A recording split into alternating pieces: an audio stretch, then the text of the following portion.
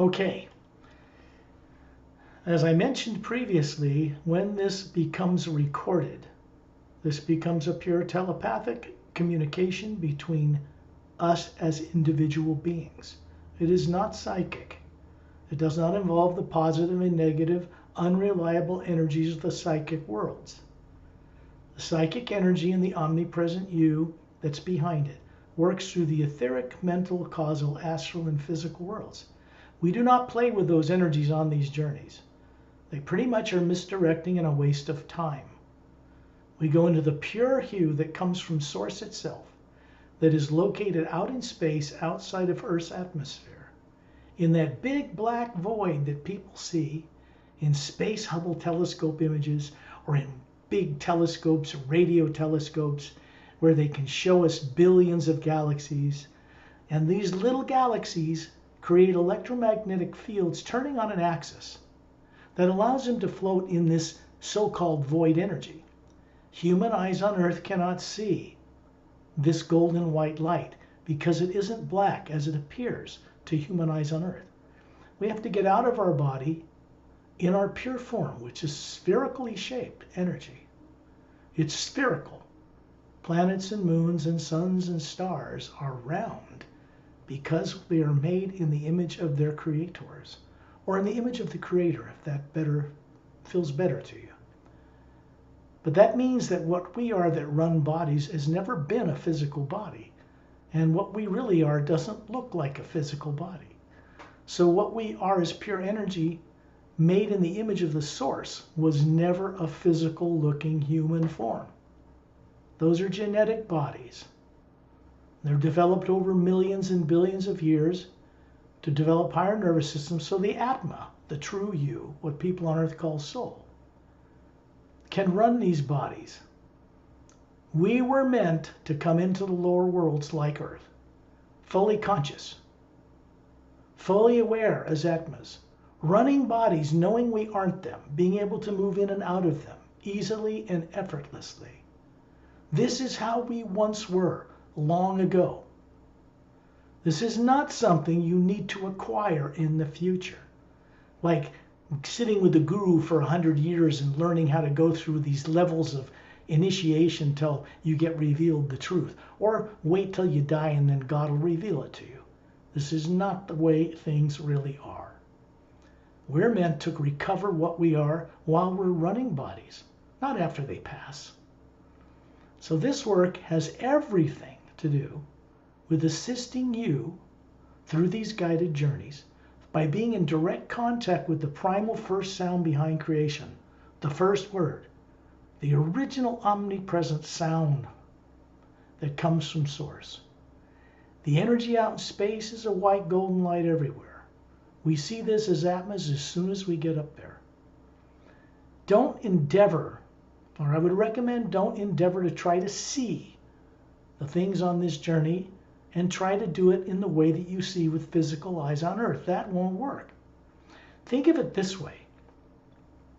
Everyone on Earth knows how to daydream. Everyone. It's simply the ability to see going to the store, and then your body gets in a car and goes to the store. If you see getting on an airplane going to another country, your body and you, the personality, will get a ticket and get on the airplane and go there. That is daydreaming. Because people on Earth are not taught at all, from birth, from anyone, how to utilize that creative imagination, that ability to see into the cosmos. People on Earth just don't look up. They just don't do it. They don't know how to do it. And more than that, they're subconsciously usually terrified of doing it because of religious and political training and brainwashing they've received on this planet by fellow beings who are even more afraid than you are. And so nobody's telling anybody the real truth about what they are as beings. Because once you start to remember that, everything changes. This image above Sophie and behind my head is there for a reason. It is the original art created for the cover of the Emerald Doorway book, one of 3 in a parallel time trilogy. That is what we really look like Not an astral body, not a physical body. People talk about soul all the time and haven't got a clue what it looks like, or what it's structured like, or what to go do with it. They think they are a body with a soul somewhere tucked away they'll find someday. This is not correct. They are that running a brain and body. That runs a brain and body through the pineal gland in the center of the human brain. It is the controlling gland that regulates and runs the entire nervous system. Bodies and brains do not run on their own. They're like a car. Unless you get in and turn the key, the car doesn't do anything.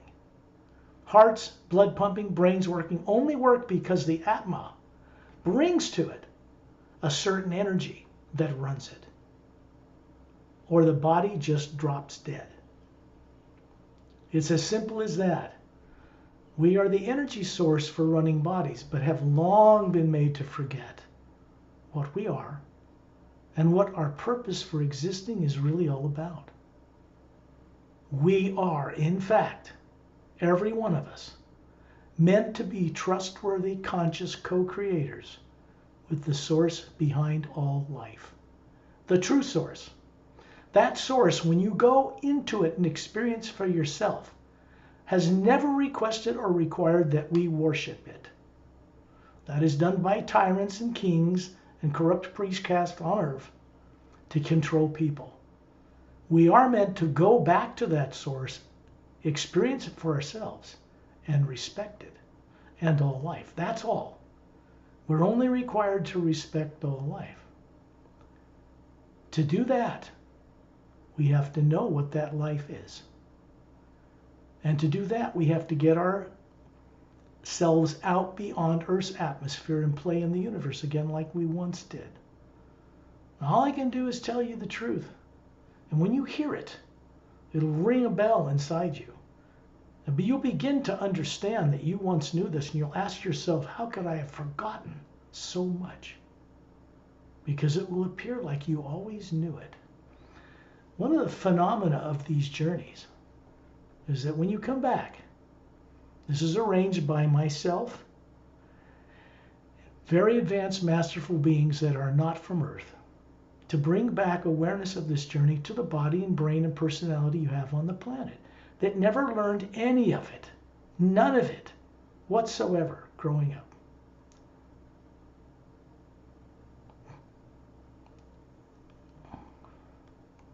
You know that I can't hear you, right? You're talking.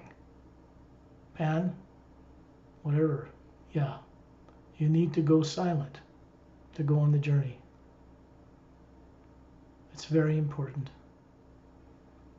Because we're going to leave the bodies behind. Every night, you all put that body in what we call from other worlds, the trance state called sleep. Everybody knows how to do this. You do it like masters. It's easy for you to put a body to sleep. What happens is, when the body goes to sleep, the pineal gland in the center of the brain releases serotonin, which makes melatonin, which puts the body on automatic while you are gone, every single night. If you're not taught any of this growing up, why would you know it as an adult? So as an adult, it's more difficult for people to grasp new things and to let go of old things that keep them from remembering who they are. There is only one thing that blocks everyone from remembering what they knew before they were compelled to be born on this planet with little or no memory, and that is fear. This is not conscious fear that I'm speaking of. It is subconsciously, artificially implanted fear. And this was done to people before they were born here and during their journeys in other worlds and lives out in the universe, particularly the Milky Way galaxy. There was a war 500,000 years ago that came to an end with the defeat of tyrant spacefaring races.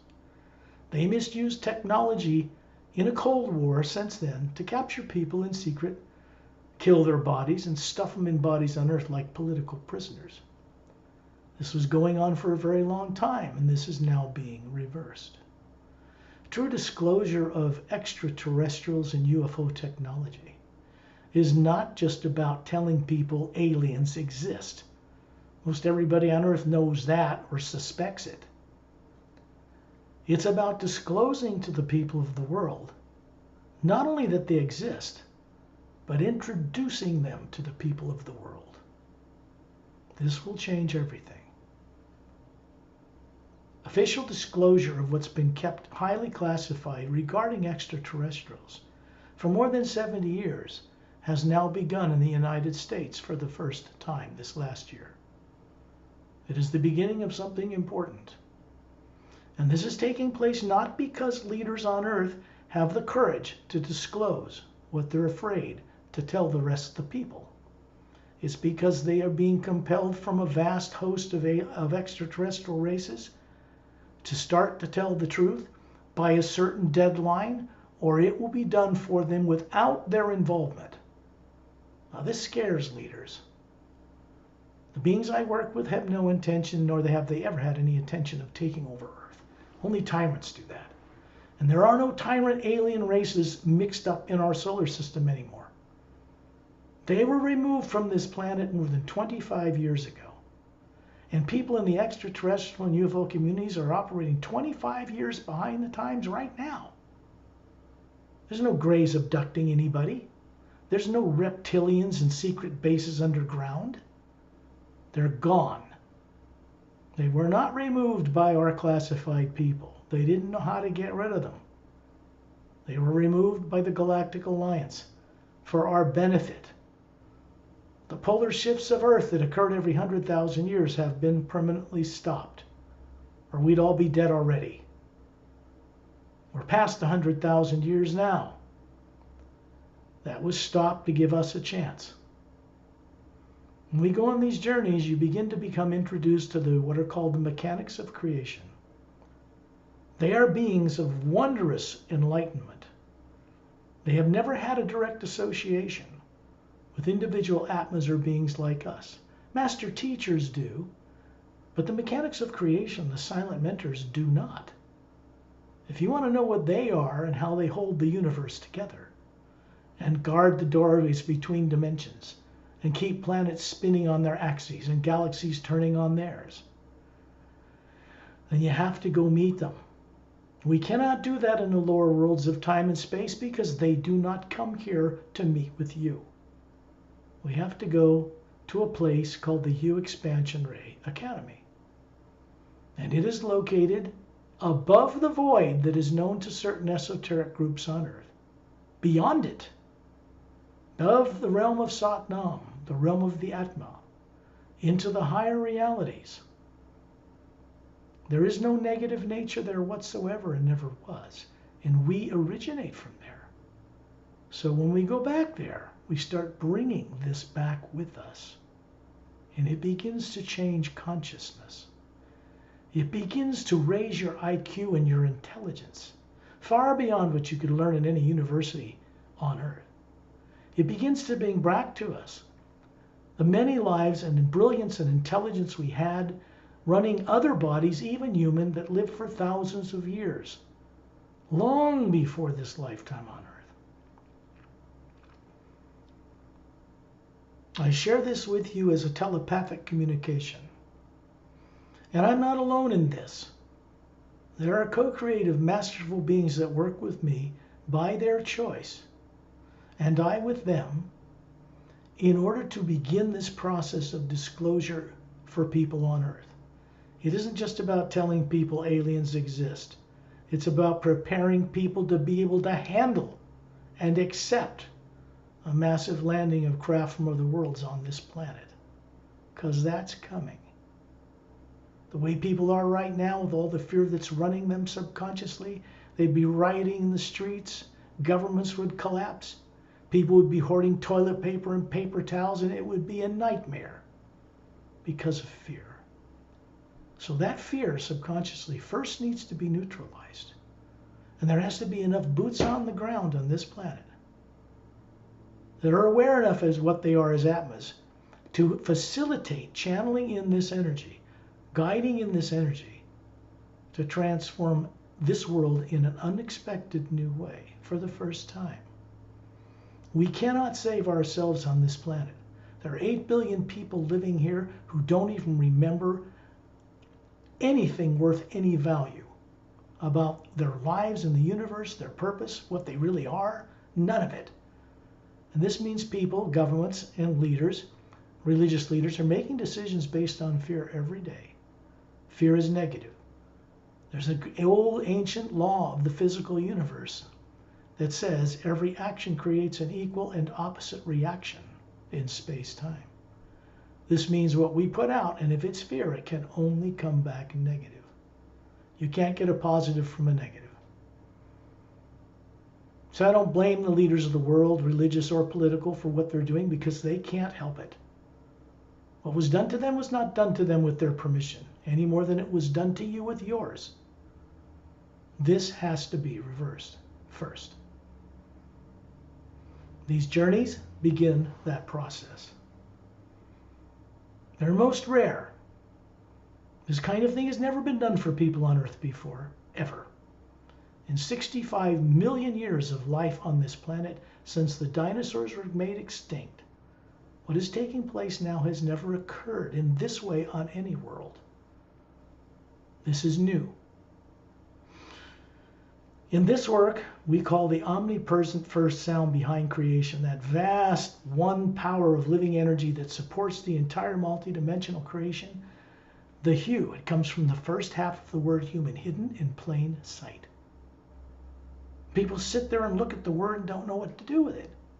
When we send out the hue, it sets up a doorway, a connection between the pineal gland, the center of the brain, and you hovering above that body right now, running it and not being aware of it. It begins to reverse that. It begins to make that conscious. This is important for you to be aware of this before we go outside of Earth's atmosphere. Do not think of this as complicated or difficult. That would be incorrect. It's as easy as you imagining going to the store, except instead of moving the body to the store, we're putting the body in the sleep state, just like you do when you go to bed at night. And then we go out of that body with the help and assistance of very wonderful, kind, masterful beings from other worlds who know how to do this and how to escort you, keeping what's called your primary subconscious implant turned off so you can gain the best benefit from this journey and bring it back to Earth. I know from much experience that the beings that are guided on these journeys eventually come to know this for themselves. Begins to wake up. It begins to be recovered. Sit back, relax, take a deep breath, and imagine someone you respect and love and you're grateful they are in your life. Person, place, or thing. Just something that makes you smile inside when you first see it. Could be a child's smile, could be a hummingbird, a waterfall, a beautiful star-filled sky, anything. It's constructive and positive, and this opens that doorway that I'm speaking about. There is a man and a woman assigned to each one of us here, including me and Pari. They are not from Earth. They never were born on Earth. They are human in this case, but much more evolved human. They appear to be about 36 years of age. About 6 feet tall. Long hair to their shoulders. Male and female, but perfect. Handsome beyond description or beautiful beyond description.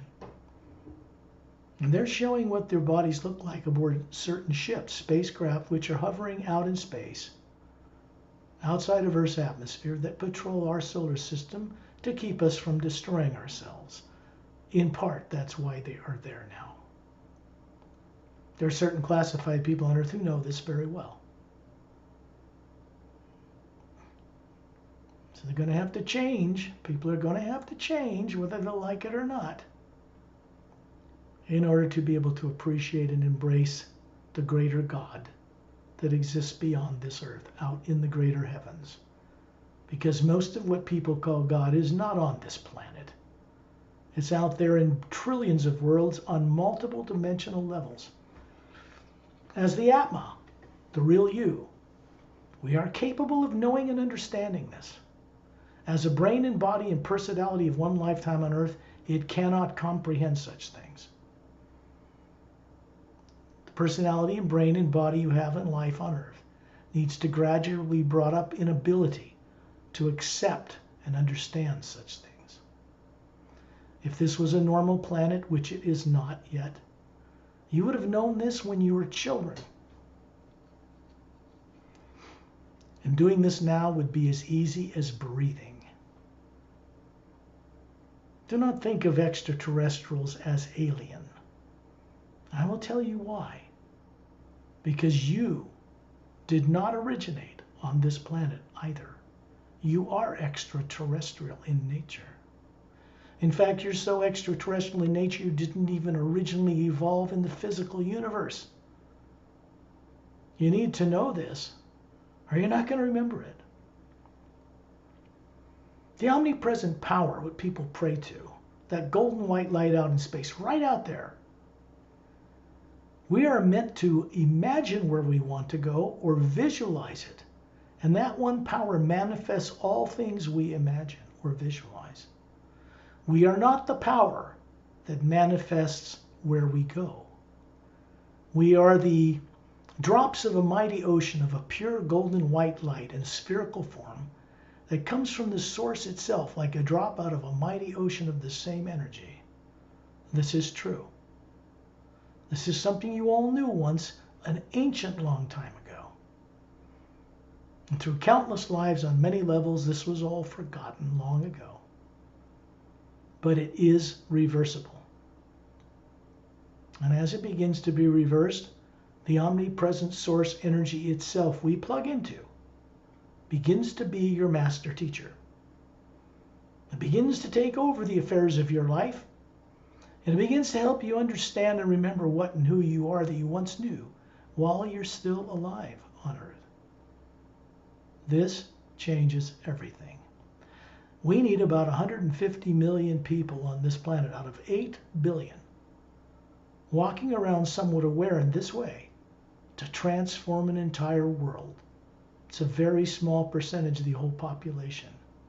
We are not there yet, but we're heading in that direction. You are now becoming part of this. It's very constructive. It's very beneficial. It will change your life forever. Once we plug into this energy, there is no reversing it. It cannot be undone.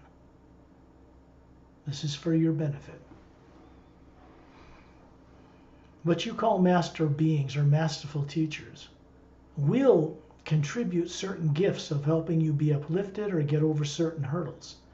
When they think, if they do it for you, you will be able to keep it and not lose it again. This is how they work. They do not dump on a golden platter instant freedom for anyone, because you just abuse it unconsciously and end up in the same trap here. So they guide us in a way to unravel this tight knot of subconscious fear gradually until we can keep what they provide. They teach by direct experience, by demonstration. When we meet with them, you will see how real human beings live and what they are like. In this way, it kind of rubs off on us because the omnipresent source energy is moving freely through them in ways that it does not move freely through us while we're living on a planet as backward as Earth is. And it is extremely backward, the people on it. They're not very evolved at all, but they once were. Being evolved, what people call ascending, is not something that you do to escape to some higher heaven. We have to be able to be conscious as spherical atmas running bodies on all levels to have what we call freedom. To do that, we have to know the life that exists in the grand multidimensional creation. We all must know this. It is required for us to return to the source which we haven't been doing for billions of years, and become co-creators with that source. This is our destiny. It is your destiny, whether you know it or not. So ultimately, we're meant to be co-creators and operate in the entire multidimensional creation. Run planets, galaxies, whole realms. This is a training that goes with this. Fear is the only thing we will ever have to let go of.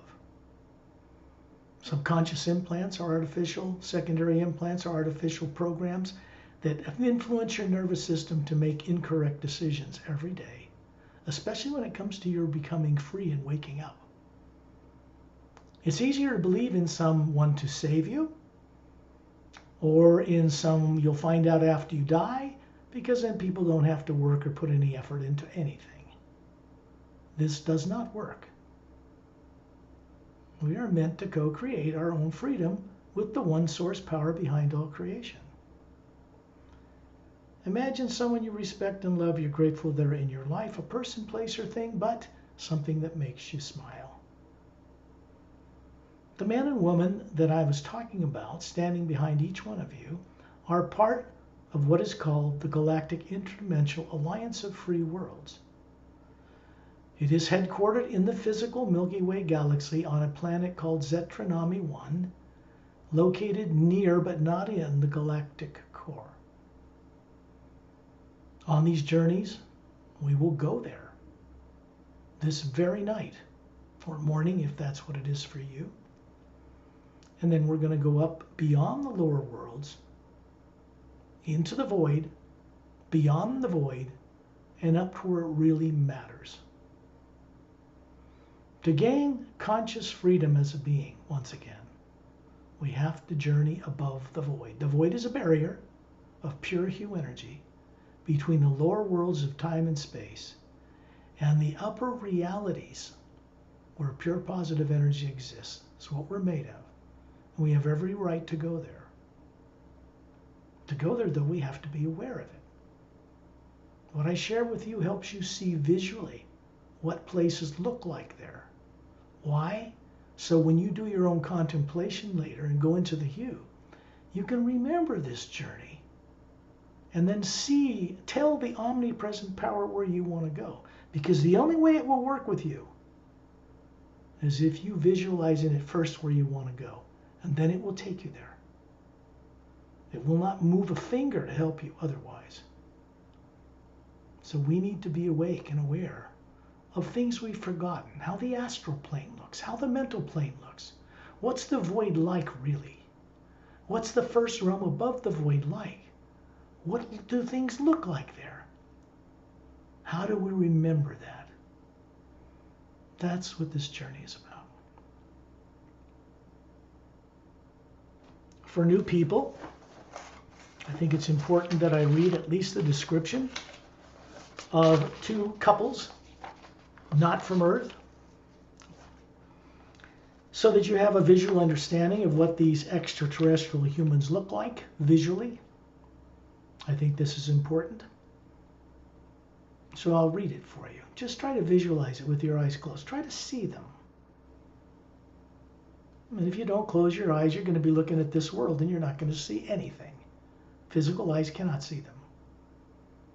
They're standing behind you, but they are made of pure energy. They're not human DNA bodies. They are a projection from the Atma, what they really are. Chantiel and Tonaltiel, a man and woman, are from beyond the Pleiades area, which is about 500 light years away, but they're from star systems much further behind that. They look to be about 35 to 38 years old, and he is really about 375 Earth years old compared to an Earth human. He looks to be 36. She's about 266 years old and looks to be about 36. He has long blonde hair and robin's egg blue eyes, slightly larger than Earth humans. She has long brunette hair and emerald green eyes, also slightly larger than Earth humans. They are very experienced, well-trained technicians. Among other beneficial disciplines, that remove what are called secondary implants, so the real person, the Atma, can begin to gain mastery over what is called the primary implant. These things you don't have to be concerned about on this journey, because these beings are keeping them turned off.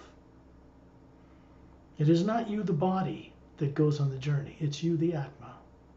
The body gets put on automatic. So you'll experience what it's like to be sitting there kind of asleep, but aware of my voice. Don Tam and Lam Tam, their co-workers, their associates, appear about the same age. He has golden colored eyes, brown hair, and she has red ruby eyes and yellow red hair, also slightly larger than Earth humans. Well dressed in a blue-gray fabric, one single piece form-fitting uniform. On the right chest area is a silver galaxy. There's a four-sided golden pyramid above the central nucleus of that galaxy with a quartz cap. On top of it is three blue, cobalt blue stars in triangular formation.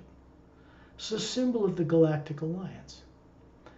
This is not known amongst UFO and extraterrestrial people on Earth yet, because they have not explored or been exposed to races and beings that far toward the center of the galaxy. There are more than 450 million spacefaring races in the Galactic Alliance alone. There is no war taking place in our galaxy now. None. No matter what you hear on the internet. People peddling fear without realizing it, thinking they're doing a service, will tell you there's reptilians with Nazis in Antarctica. There is not. They're gone from the solar system. They were not removed by us. They were removed by the Galactic Alliance to prepare the way. Chantiel and Tontiel are standing behind Pari. Don Tim and Lam Tam are standing behind me. And behind each one of you is another man and woman about similar in appearance, flawlessly handsome, flawlessly beautiful. And above them you can see a spherical golden white light, the Atma, with all of its levels and colors and teardrop-shaped faculties. And you are hovering near the ceiling between them. And here's the thing. You're showing them a female body that looks to be about 36 and just as perfectly beautiful, because this is how we've always been able to show ourselves to each other. This is not a DNA body. This is your original prototype form you've had since the beginning. It is a human-looking body. You could walk up and touch it. But it's not made of DNA or molecules. It's made of the hue. The energy behind all that. The one power behind all that.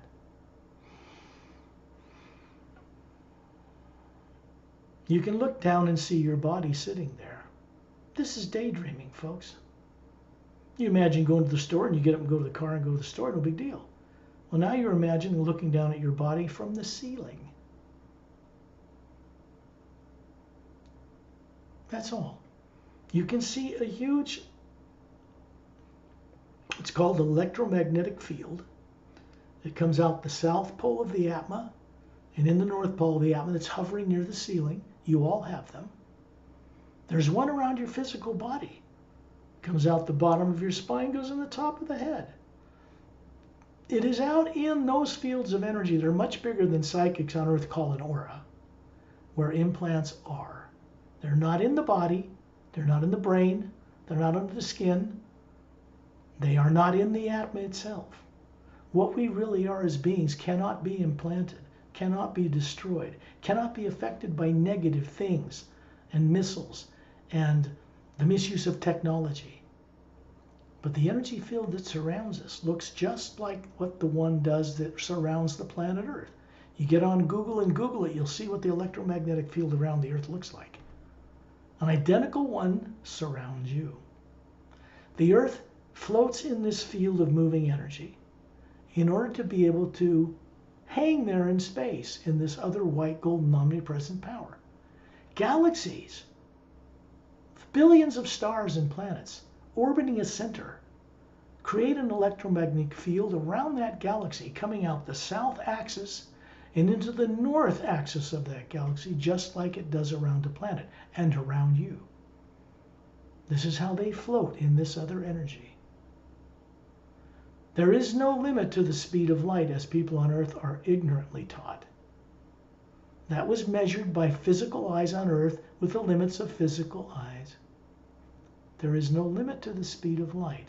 It does not take billions of years from light from other galaxies to reach us.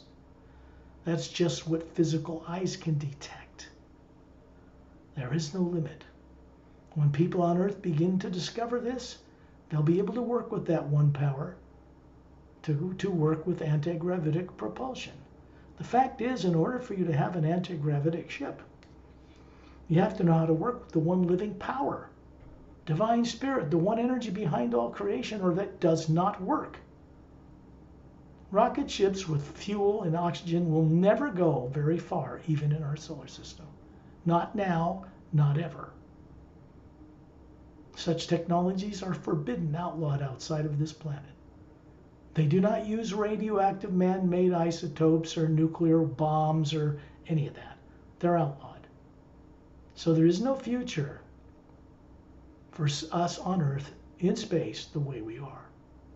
Because space is already occupied by far more advanced races, and they're not going to tolerate our nonsense out there. So first, we have to change. This man and woman behind you, and you projecting a form like them, are pointing upward. You hear a sound. It sounds like gentle rumbling thunder. Inside, in your imagination, not outside. It's not in your room where you live. It's not the refrigerator. The atma hears this. Your physical ears do not. It's like gentle rumbling thunder, like a humming sound, but there's no lightning. It's not frightening. It's uplifting. Suddenly you find yourself at 10,000 meters in the atmosphere, floating there, looking all the way down through the roof of where you live, looking at yourself hovering near the ceiling with these two beings, looking down on your body, seeing the electromagnetic field, the aura around it. But you're in two places at the same moment, because atmas are multi-dimensional capable. We have always been this way. It is not something you need to develop in the infinite future as you become greatly more masterful. What needs to happen is you need to remember it first. Then it can be taken further. You hear this sound pulling on you and you find yourself in outer space. In space, looking at Earth in the distance with its polar ice caps, its blue oceans, its land masses, the barren moon, pockmarked with meteor craters, orbiting the Earth, but it does not turn on its axis. It always shows people on Earth the same face. Always. This is not correct. That's a broken planet. It doesn't do what it's supposed to do for people on Earth because it doesn't turn. The sun is in the distance, and everywhere around you, instead of seeing black, which you'd expect, everything around us is a white golden light. It's a different energy, so that all the planets and moons and suns and stars of the galaxy that you see out in space, big blue hot white giant stars, big yellow ones, little red dwarf stars, big giant red planets, red stars, appear floating in this atmosphere, clearly visible. It is a different energy than the matter that it supports. All that vast area in space is not black, dark matter, as they originally thought. It is a living one power, and it is the same through the entire multidimensional creation in the void and into the upper worlds, way up above the Hue Expansion Ray Academy, all the way to Source itself, where we originate. We do not originate in the lower worlds of time and space. No being running a body originates down here. It's the first thing we have to remember, because it gives us power over fear. It's a natural, childlike process. It works better when it's effortless. Out in space, you find yourself in a circle of beings standing around one of the dearest friends I've ever met, a most masterful, wonderful being named Ambassador Turellian. I first met him when I was writing the Say Raise Agenda book. Everything in those books are from my direct experiences. I didn't make this stuff up in my little pea brain. Nobody grows up with enough PhDs in writing or English to know how to write half the stuff that's produced for films or anything else. Most people are seeing in their imagination into other realities, and without realizing it, they're writing down Star Wars or Close Encounters or The Hobbit or The Lord of the Rings, which takes place in a parallel dimension on a different Earth. This stuff wasn't made up by these writers. They didn't have anything in their brain growing up they were taught in school to make this stuff up. Think about it. Where did it come from? This is the kind of stuff people don't think about. Fear keeps them from asking the right questions of the omnipresent power. So it just sits there around them and does nothing. We are changing this. The omnipresent power itself has something new moving through it that is called the Hue expansion ray. And it moves only in one direction now, and it is retiring the old failed experiment of good and evil. It is a failed experiment. Been around for billions of years. It has not produced what it was supposed to do. People have not been returning to the source they came from to be co-creators. They're supposed to be conscious, trustworthy custodians and caretakers of worlds and planets and moons and stars and animals and people and each other, and they're not doing it on Earth. Not at all. Quite the opposite. So much has to change on this planet for it to be liberated. We cannot do it amongst the people here. It has to be brought to us from outside, from the greater God. Fortunately, this is what is underway now. Turellian stands 18 feet tall. Because on his world several billion years ago, the entire Say-Rays race immortalized their physical bodies. They have 12-stranded DNA. As I said, they're 18 feet to 25 feet tall. He's just showing the kind of form he once had. This immortalization they did was different than keeping a physical body living forever. They dematerialized the genetic coding of their bodies, stored it in one of the teardrops in the golden area around the white core of their being. When they want to show you a body like he's doing, they just draw on the omnipresent power. They know what the body looks like, and it fills that DNA pattern. It's made of pure hue. It looks human in every way.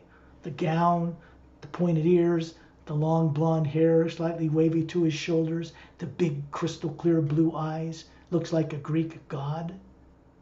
He's holding two thumbs up with closed fists, and there's a white golden light around it, brighter than the white golden light that surrounds us in space. It is a hue that's been brought from the upper realities, from Source itself. And it's creating an oval field of light around this circle of beings. And then there's the pure hue beyond that, which is not quite as bright.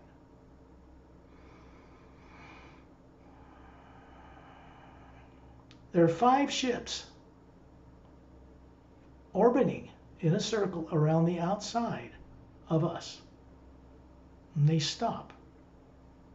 They have blue-gray metallic hulls. 3 semi-spheric, half-sphere-shaped pods in the bottom of the hulls. And we can see, and there's a blue anti-gravitic light around them. They glow a little bit. And we can see through the hulls because we are Atmas. We can see through matter, that's not a problem.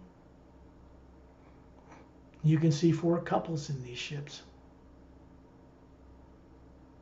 One couple is sitting on a lounge, apparently asleep, shoulder to shoulder, in each of these ships. And then you look beside you. You're standing in a circle around Turellian. I'm a little bit further out in space in this circle. Pari's a little closer to the Earth. You are further out in this circle around Turellian. And there's this man and woman standing beside you. You have a body that looks perfectly flawless. That's about 36, beautiful, feminine, which is natural projection of the Atma. And these two standing beside you realize are the couples that are asleep in that ship. This is a process we go through when we go on a secondary implant removal journey, but we're not here to do that. They're beside you to keep your primary implant turned off. Secondary implants are something that need to be removed because they contain artificially implanted death and torture experiences that are not yours. They're subconscious. So they keep people afraid from remembering on Earth. The primary implant is something that actually happened to you, where you were killed and put on Earth with no memory. Everybody thinks this is normal in God's will. It is not. And it's not normal. Most of the worlds out here in space, human and otherwise, those beings do not have subconscious minds. They were never implanted.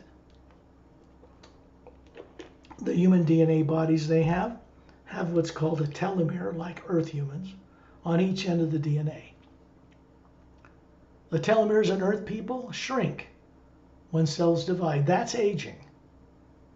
In more advanced races, they've mastered this science. The telomeres do not shrink.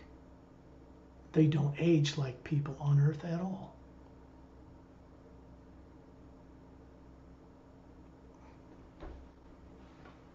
You have to get grounded in these experiences of being out of body, at least in space outside of Earth, before you can go much further. If I was not able to describe for you, telepathically show you what these other places look like, where they're located, you'd never be able to get there on your own.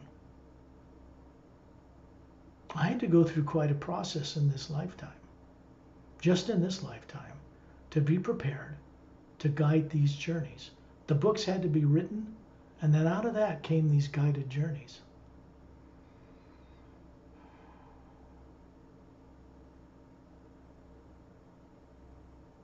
Out here in space, there are other beings with us in this circle of beings. Master Ramu is near the Earth, standing there in a physical looking form, maroon colored robe like a monk, simple sandals, a rope for a belt, swarthy skin, dark brown skin, coal black eyes, short cropped curly beard and hair, 6 feet tall, holding a crystal quartz staff that's glowing with golden light, about 6 feet tall. The top of it is crested with what in ancient Egyptian history calls the Ankh, cross with an oval vertical hole on top of it. It's a device. It's a calling card. It's his symbol. Master Opelum, and by the way, Ramu is on Earth, but in the Himalayan area, but not in the Himalayas that you're familiar with. He's from a third higher parallel dimension in the physical universe, where there's a Himalayas and a city there called Agamdes. And he can come back and forth from there and walk the streets in a suit. You'd never know it was him. Never. Master Opelum is out in space a little further out. He's 6 feet tall with pale blue, beautiful skin, emerald green eyes, jet black hair to his shoulders. He's got a Galactic Alliance uniform on. He opens his neck up and little slits, and way up in the upper back of his neck, 3 of them parallel. You wouldn't notice them otherwise. He's holding up his right hand. There are little webs between his fingers.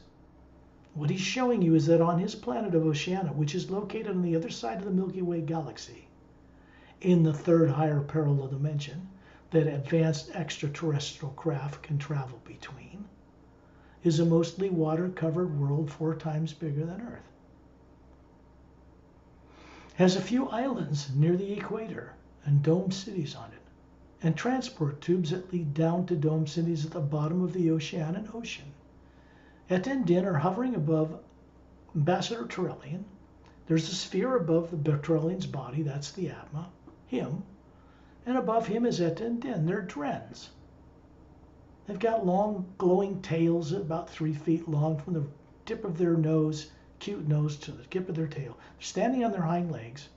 They have pale green skin, have a long snout, big bulbous blue eyes, cute as the dickens. But they are not human. They have big toe and little toes and thumbs and fingers like a human, but they're not human. They're standing upright with their tails extended behind them. Beautiful Atmas hovering above them. I adore this couple. I've known them for 100,000 years. They are master teachers. You will get to know them, but they are not from Earth and they are not human. But notice the Atma hovering above them, just like you hover above your body. They're the same. Slight differences, but pretty much the same. And above them, way up in space, is standing a very important being that I co-create with, who's a mentor, a master teacher for me. His name is Satnam. It means true name, first sound, first word, behind all creation. The body form he's showing you standing up there in space is about 6 feet tall, bronze skin, bald head, golden eyes, not yellow, perfectly built, bare-chested down to his waist, a little white tunic dressed around his waist down to his bare ankles. He's got 2 gold bracelets on each of his upper arms. Don't ask me why, because I don't know. And above him is a more beautiful, bigger Atma than we are, running this form, which is not a physical body. He doesn't have a physical body, an astral, causal, mental, or etheric body in the lower planes. But he comes here to visit us, and has for several months now, for reasons known only to him. This is very unique because he's never done this before in the history of creation that I know of. And above him is an hourglass-shaped vortex with a narrow center like an hourglass. And there's a white golden light that is creating this. And around it is a blue-green luminous energy like water, but it is not water. And up above it, way up in the other end of this vortex, you can see a pale blue, bright, luminous atmosphere. It appears pale blue, but it's really brighter than the hue down where we are. Now we're going to go there, but we're not going to get there from here out in space near Earth. This has been set up when we started to record this journey. I'm going to send out the hue now on different tone levels, and Torellian and others are going to be doing it with me to create the doorways open through the higher realities so we can go on this journey. This is how it's done.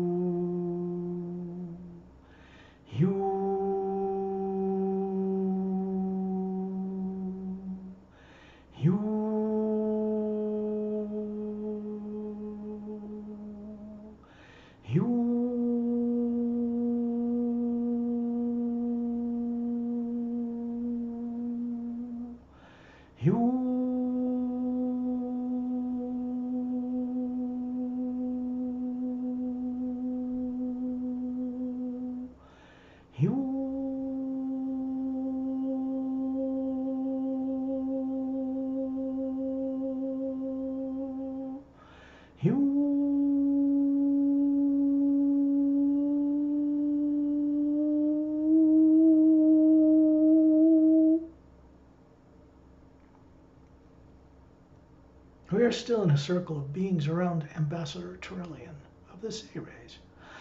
Torellian's race were once genetic scientists, guardians of worlds, galaxies. Long ago, they helped develop races like human, like ours, develop the DNA, raise it up so that the higher faculties of co-creative ability of the Atmas, us, could run higher faculties through those body forms. This is how it's meant to be done. This has been shut down in people on Earth. kind of amnesia, fear of finding those higher faculties again. This kind of fear has been turned off and kept off by the man and woman helping you. This is their job.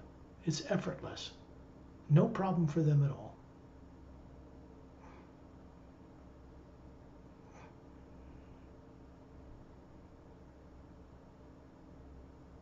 You look out in space, Tyrellian's pointing out in space between the Earth and the Moon. And if you don't bother to close your eyes and look at this, you're wasting my time. And yours. Don't be foolish. This is for your benefit. Suddenly, in a circle of beings around Tyrellian, this whole oval of white light that's brighter than the white golden light around us in space begins to blur past us. We are moving far beyond the speed of light. And we're moving up above the Milky Way galaxy in that so-called black area, which is a white golden light to you. And you're looking down on the central nucleus, the axis of the Milky Way galaxy, with a white, powerful light coming up the center of the galaxy and extending down below it, constantly moving. And we're moving straight towards the center of the galaxy, way down towards the first series of stars that are located there. The sound is of like humming of bees, a high note of a flute. And it's moving us and driving us to this point. And then we stop to hover above a world 4 times bigger than Earth. Beautiful kind of violet pink clouds, hard to describe. Blue, but they change color.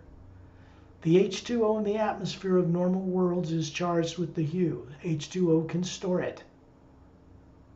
So the atmosphere of this planet glows. There's a golden colored ocean out to the western hemisphere of this continent near the equator we're going down to. It's glowing. It's a golden sandy beach. We're coming down above a dome. It's a long, curved, white, glittering white stone dome. Like stone, but it's not. And you can see in the distance, right through the atmosphere, 3 big planets the size of Earth with no polarized caps orbiting this world. Further, you can see in the suns, there are 3 suns traveling across the sky at different distances as this world turns on its axis. One's a big blue-white giant in astronomical terms. Another one's a big yellow one, bigger than our sun. Another smaller one. 3. It's called a trinary sun system. Understand this.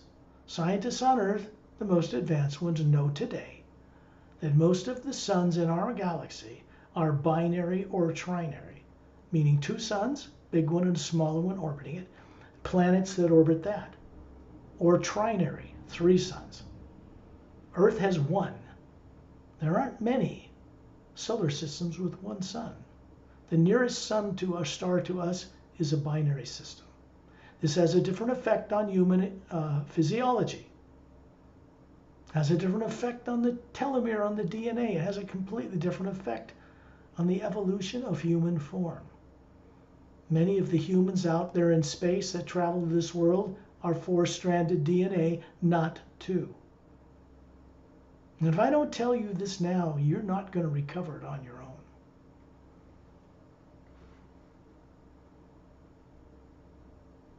We're moving down into this dome, right through it, because we are Atmas.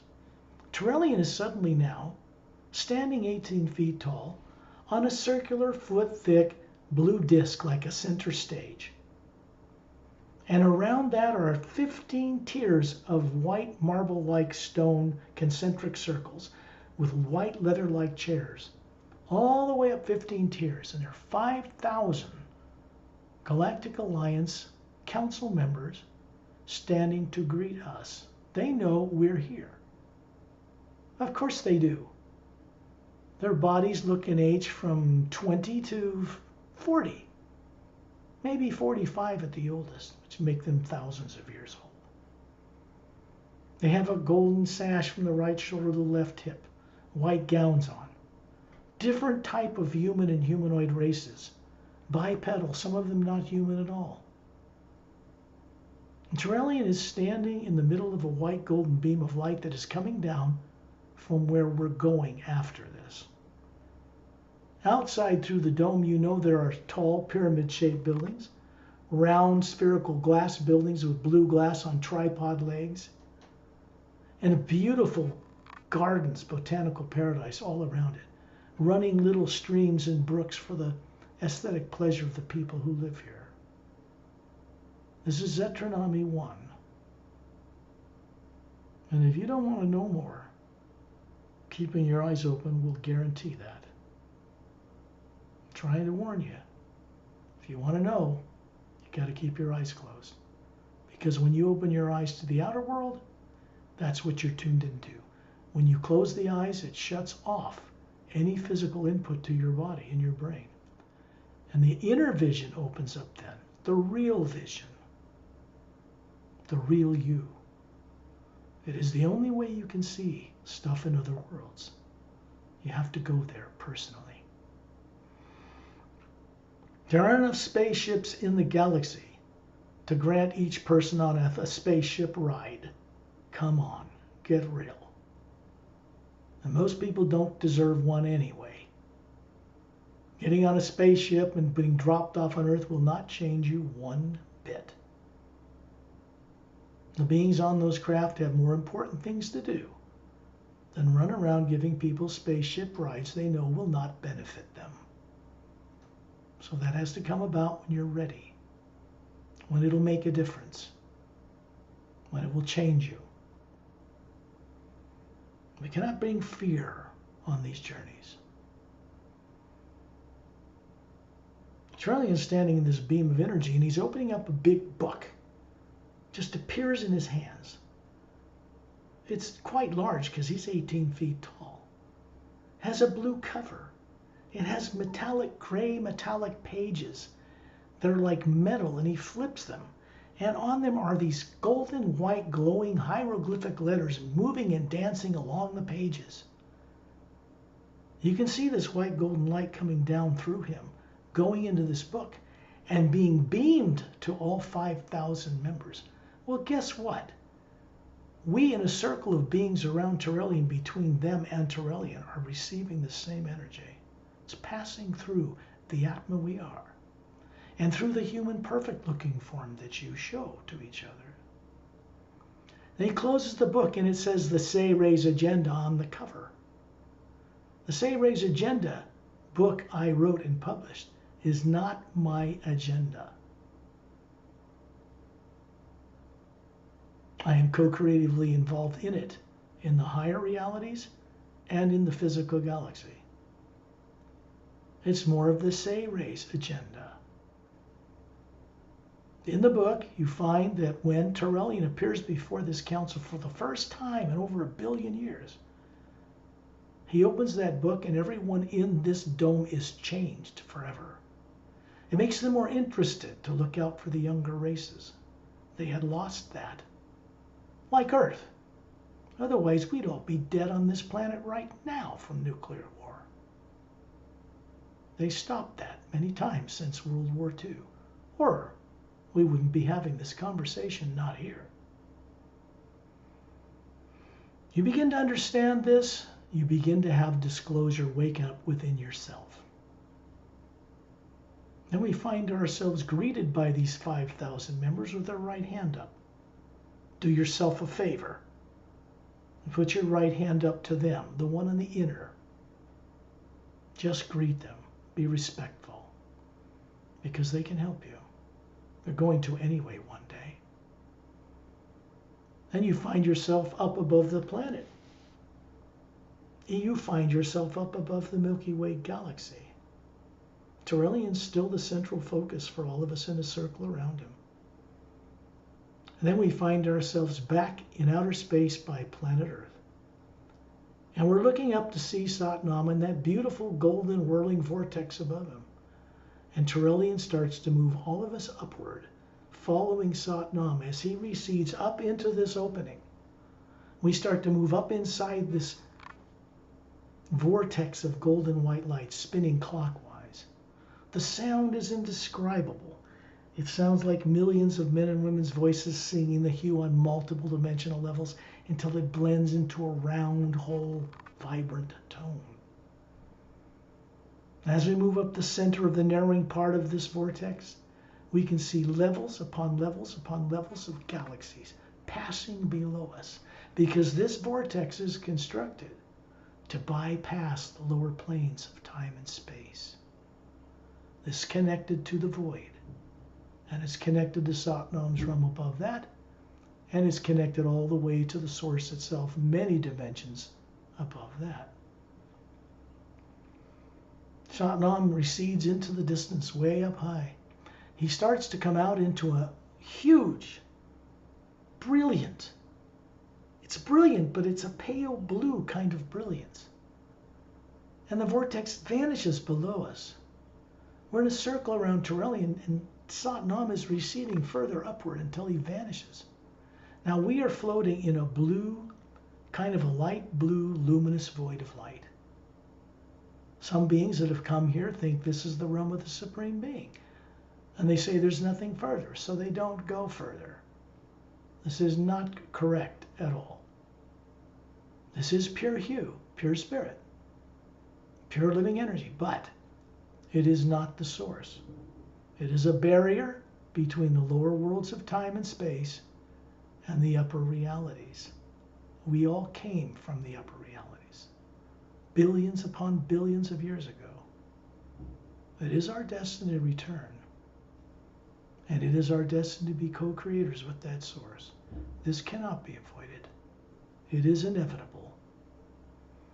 This greatly speeds up this process for you as an individual Atma.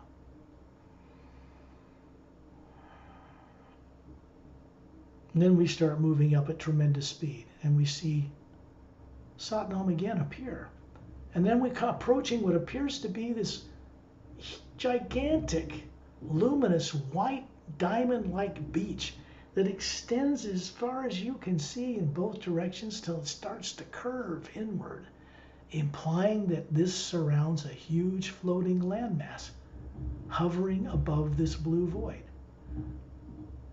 And Satnam is going down and landing his bare feet on this glowing diamond-like sand. It's glowing a foot above the sand. Behind it are jungle trees. Every variety you can think of on Earth and many more, but they're transparent. There's energy moving up and down through the trunks and the branches. This is not a physical world. This is not the lower worlds of time and space. This is not an astral journey at all. And then you find yourself standing on this beach in a row of beings next to Satnam. And you can feel this energy moving up this pure, perfect human woman form of yours. It goes up your legs, the top of your head, and right into the core of your being, the white core of the Atma, hovering above this form, and brightens it. Starts turning on certain teardrops in the different layers of the Atma that have been dormant or shut down for ages. It's a gift from Satnam. He reaches down and lifts up a handful of the sand and throws it up into the white core of his being. It's a much bigger being than we are. Doesn't brighten it. He's just showing us what to do. So we reach down into the sand, pick up a handful, and throw it up into the white core of our being. Only it makes us much brighter. It's not as bright as Satnam is, no. There's many more teardrop layers in his being than we do. But we recognize the resemblance. We are like him. We start moving over the top of the trees with Satnam as he levitates off the sand. The spherical being is moving above the form. We fly over the top of the jungle, and in the distance you can see a long, diagonal, snow-capped mountain range. The countryside around it has trees and glowing things that just cannot be described, for the most part, in human terms. But I will do some of it. At the base of this mountain is a long crystalline-type glass-like palace, and in the middle is these two giant lapis lazuli, blue stone, gold-laced pillars like Roman pillars, and foot-thick golden stairs like Roman steps going up into cathedral, glowing. And inside those, in a triangular opening, is a big blue stone glowing chair, like a throne chair. But Satnam never sits in it that I've ever seen him. And down below us we see a garden, a fountain in a garden. There's a circular white marble or white stone-like floor about 100 feet across, and sitting in the middle of it is this fountain, 15 feet across, scalloped edges, made of a white stone. Has a blue, kind of a square blue stone pedestal in the middle, and Satnam's statue standing in it. And Satnam hovering beside it, pointing to it. This is a device. It is a doorway. This is Satnam's realm. This is the Atma plane where we are. It's above the void. The first pure plane of living being beyond and above the void. We came from this place long ago and from much higher. You might as well get used to it again because you're going to have to sooner or later anyway.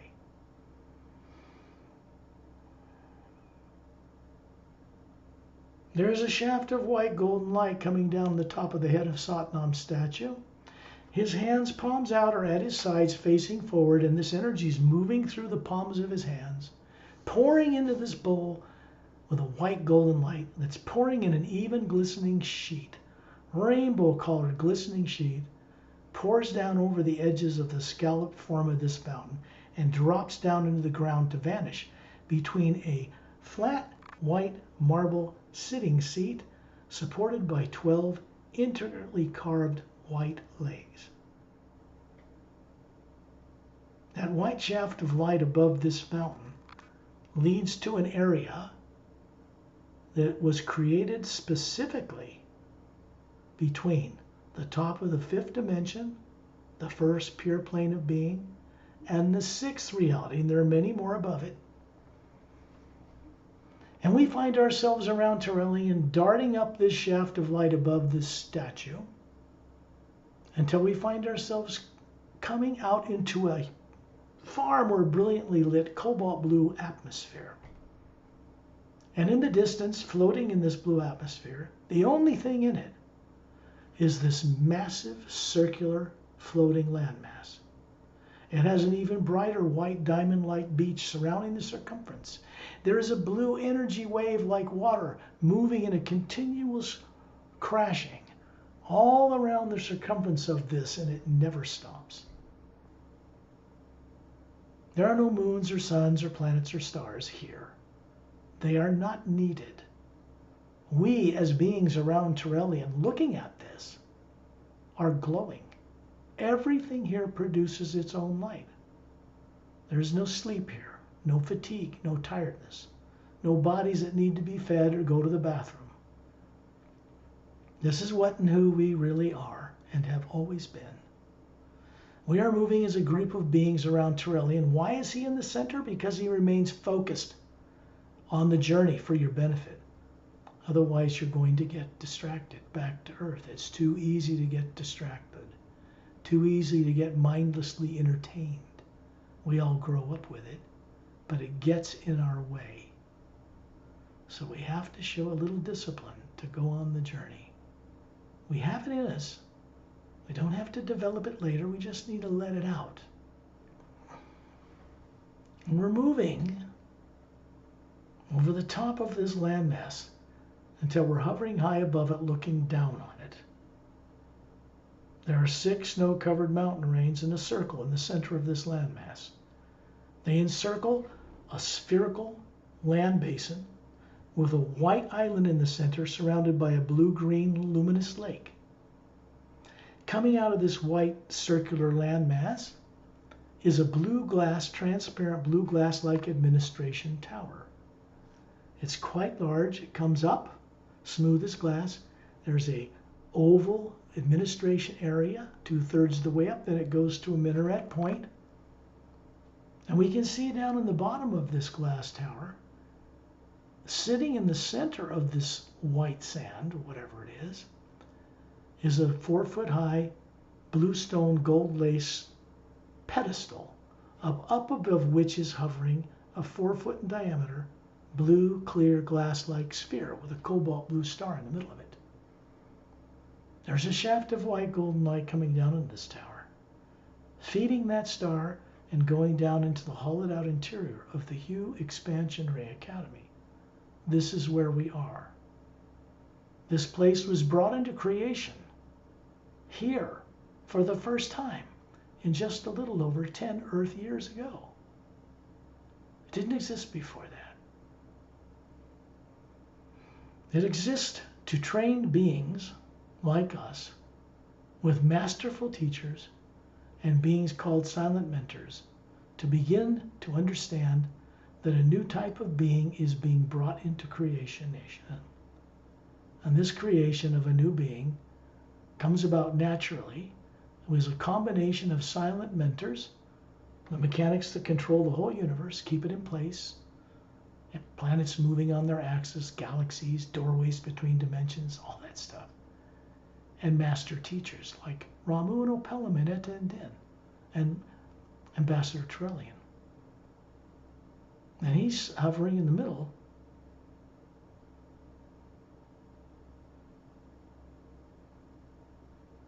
There is a fountain in that administration area within this tower, but it has no statue of Satnam in it. It's much larger.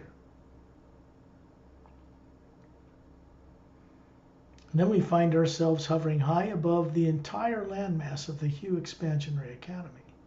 And we are looking down. This place is just bigger than anything in the lower universe. That glowing beach is intriguing to us. You can feel it drawing you. You look down, it's like dividing a pizza in half and in quarters. In the northwest quadrant, that's where we're going. If you look at the base of these 6 mountains, there are horseshoe-shaped tunnels, very clean, cut into the base of the mountains, and there are white roadways as straight as an arrow, coming out in all directions like the spokes of a bicycle tire that end on this beach. And down each one of these roadways, to the right and the left every so often, is a clearing. These are teaching facilities, not like on Earth. There's no negative nature here whatsoever. And you didn't bring any with you because you're not allowed to carry negative things into the void or go higher. That's kept turned off with your sleeping body by the 2 beings that are escorting you. They're still here beside you. And we're going down to 2/3 of the way down the central roadway in the northwest quadrant and turning right into a clearing. And in this clearing is a circle of 12 trees. The trees are giant. They look like weeping willow trees with broad spoon-shaped blue-green glowing leaves. And standing atop these trees is a man and a woman, alternating male and female. 12 trees, 12 beings. They have long, different colored gowns on, like people in a order in a, I don't know how to describe it. They mean something. Long hair of different colors to their shoulders. There is a blue glass sphere with a cobalt blue star in it, hovering above the center of these beings. And there's a golden white shaft of light coming down into this star. Trillian is standing in the beam up above this sphere. And there's a gas shaft of golden white light coming down the sphere. He's in the middle of it. And we're in a circle around him, between these 12 beings, male and female, and him. Up above them is the real being. The body form they're showing you has no facial features. It's just a bright light. When you look into it, you see levels upon levels upon levels of galaxies, because this is how silent mentors think. These beings are older than the beginning. They are mechanics of creation. They do not normally get involved with human beings or atmas like us. Master teachers, yes. Them, no. Until this place was created, they had no interaction with us. We have to be in this place to be in the middle of the energy they are transmitting. The beings above them, the spherical beings, are 4 times larger than what we are. Twice as many teardrop-shaped, multiple colors of the rainbow. Brighter golden exterior surrounding aura. These are the silent mentors. So there's an energy passing through Ambassador Trillian, through us hovering there in a circle around him, and to the beings that are these silent mentors. And it's moving back and forth between us. This is a gift. I do not pretend to know what specifically this gift is, except to tell you that it has to do with becoming something more than you've ever been. A kind of a prototype. A blending of silent mentor and master teacher at some point in your future. As we go up the planes further from here, all the way to source, we're going to go visit one point above the U Expansion Ray Academy. And we're going to ride that shaft of light with Trillian that's above this blue sphere in this clearing. And we're going to dart upward faster than any known speed of light until we come out into a realm many planes above here. And there is a being much more massive than Sat Nam, or a silent mentor, approaching us. The energy around us is a fiery yellow and orange and golden, like fire moving in and out of the ground. As gargoylian images come out of it. But because we are protected, this does not scare us. The sound is roaring with power. This being's name is Agam Purusha, and he actually regulates the raw power from the next plane above, the source behind all life, and the lower worlds of time and space. When I first met him, I befriended him. Most people are terrified of him, in a way that isn't even fear, but still very apprehensive to have any relationship with this being. I figured I don't know if I'd call it he's lonely, but I wanted to befriend him, so we became friends. It was the wisest thing I've ever done. And in the distance in this moving energy, you see a massive silver tree. It's bigger than anything you've seen on Earth. It's perfect, like a fir tree, but it's got silver needles glowing, broad branches, millions of needles.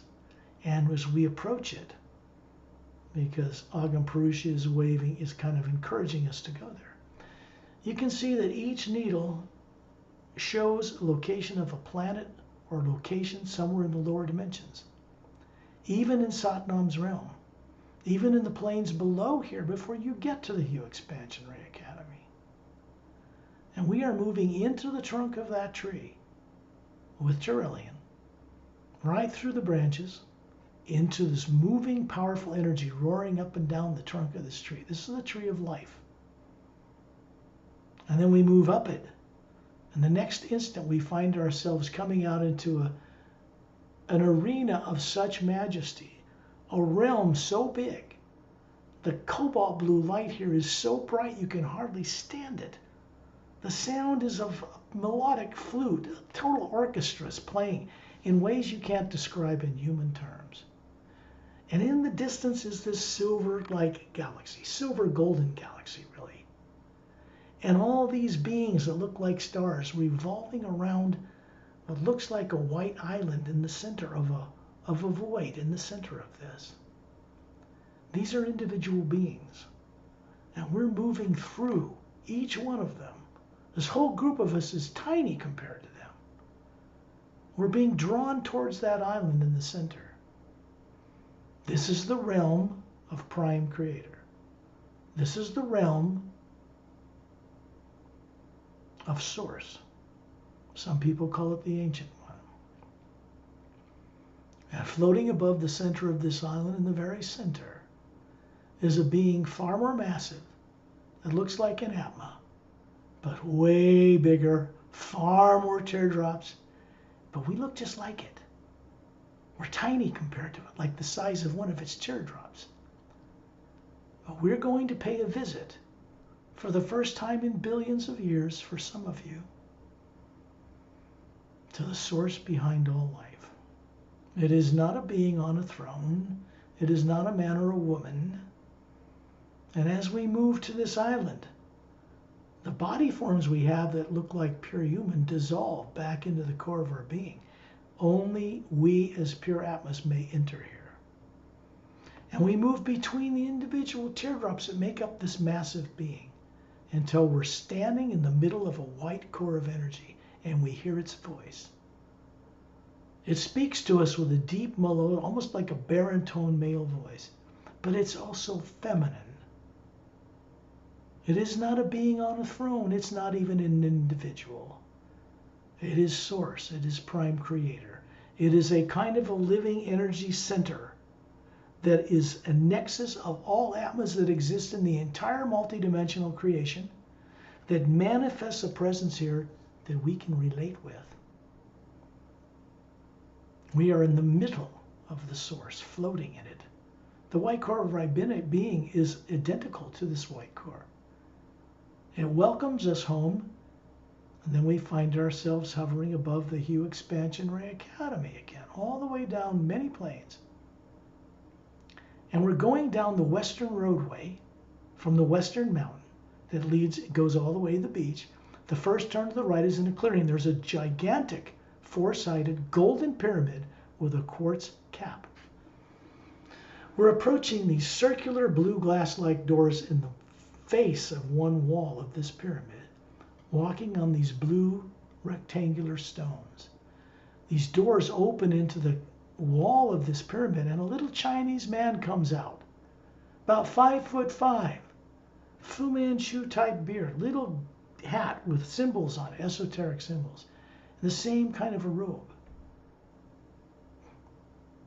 You're going to see this guy better if you close your eyes. I can see.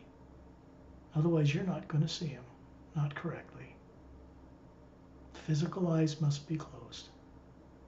So the way this works. And he greets you. He's frail looking. This guy is considered a faultless guardian. He is a master teacher. He has a body form in the etheric plane, not in the mental, causal, astral, or physical. And he volunteered to work as the custodian or caretaker teacher of this pyramid. You see, in the middle of the pyramid is another one of these silver trees of life, much smaller than one we left, but it's connected directly to it. When you go up and look at the silver needles in this, the first one you all look at right on the bottom of one branch shows you planet Earth. And then we find ourselves hovering in a circle around Touchstone, outside in space, outside of Earth's atmosphere. And you're looking at Earth and the barren moon, and then it changes before your eyes.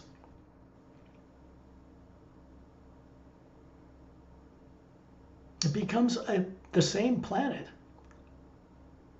but no polar ice caps.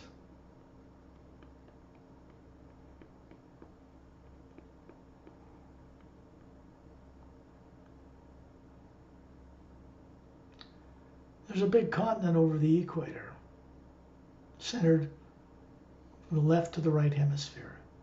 You can see through the planet. There's another continent 2/3 its size, center of the equator on the opposite side. And down near the South Pole, about 1/3 of the way up from it, on this landmass, is an upward curved, half-moon base-shaped, glowing emerald beach. And we're drawn to it. Touchstone is taking us to this Earth, which is located in the third higher parallel dimension of the physical universe. This is where I mentioned that Ramu, Master Ramu, hangs his hat in a city in the Himalayan area there called Agamdas.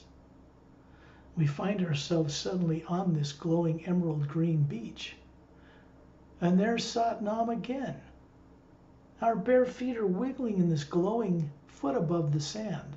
And he reaches down and picks up a handful of these perfectly polished spherical emerald glowing crystals. And he throws it up into the white core of his being. Doesn't brighten him. And you reach down and pick up a handful of these crystals and throw it up into the white core of your being. It goes to the green layer that's shown on the front cover of the Emerald Doorway book, and it starts turning on some of these teardrops. They are for help you remember your many billions of lives that are important, that you've lived in the lower worlds of time and space. The white sand that you picked up in Satnam's realm is to help you remember your lives lived above the void. Turellian is standing offshore in this blue-green glowing ocean, up to his knees. He's still got his two thumbs up with a golden light around him. And in the distance you can see a single snow-crowned mountain in a jungle. And to the left, a curved dome, clear dome covering a city with 3 golden-sided pyramids. We'll go on that journey another time. And you find yourself in space again around Turellian, looking at the Earth with its polar ice caps, barren moon, oceans, stars, the white golden light surrounding us. And then you find yourself, each one of you, hovering near the ceiling where you live, with this man and woman beside you, looking down on your body. There's a white golden light coming down through the ceiling, through you, down through your body, through the pineal gland, and out into that big field of energy that surrounds you. People call the aura. And then it moves out into the atmosphere. It passes through you for your benefit and continues on its way for the benefit of others. It goes to 3 pyramids stationed on Earth. 2 at the bottom of Earth's deepest oceans, 1 in the Atlantic, 1 in the Pacific. They're big golden-sided quartz-capped pyramids sitting on the bottom of the ocean floor right now. They have a fountain of Satnam in the center of them. And they are turned on. They are devices. There's 1 in a Himalayan area on Earth, in a hollowed out interior of a mountain. These 3 are connected. The energy moving through you connects to these fountains, and then it's pulsed out of the sides of the walls of these pyramids, and it goes out in space. And all 3 beams connect into a fountain in a much larger pyramid that's stationed between 2 stable asteroids in the asteroid field that circles in the orbit of what was a planet between Mars and Jupiter right now. They're Galactic Alliance spacecraft, quite large, cylindrically shaped, hovering around it, 3 of them. Then that energy moves out into space and it connects to even bigger pyramids that have begun to be manifested between individual stars in our galaxy. And then it goes to the galactic core. We visited there near Zetranami 1. And goes into that white shaft of light and up that shaft to return to source where we just went. It never stops moving. This is the kind of thing that rubs off on us. Such journeys raise our IQ, our intelligence, because we're bringing back to the body and brain that never learned any of this a higher ability to see into the multiverse. This will go with you in your daily life. This will change you in good ways. When you're ready, open your eyes.